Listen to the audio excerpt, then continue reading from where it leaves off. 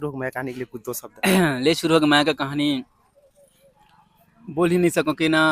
Unexpect क्या बोलते हाँ, बिल्कुल नहीं बोल सकूं कि इतना आगाध मैं दुलार बाप रे। आज भी 15वां दिन हरे 16वां दिन हरे शायद आज भी हाउसफुल चला थे।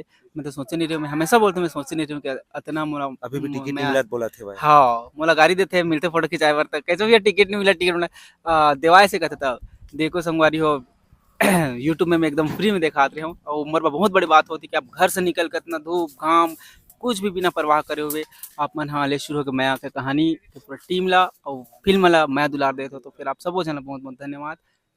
तो धन्यवाद भैया इतना कन टाइम देख लिया और ये पिक्चर के भी हमन कामना करथन कि बहुत सुपर बिल्कुल मैं डुपर तो हो आशा गए। करूँ कि ये अलग जोनर के फिल्म है तो फिर आदमी मतलब पसंद अही कि नहीं अही मोर परीक्षा रही। बिल्कुल बिल्कुल हाँ भैया तो अपने ऐसे छाप बनाया छत्तीसगढ़ में कि ये पिक्चर ला कोई रोक नहीं सके और ये पिक्चर के आप मतलब बहुत बहुत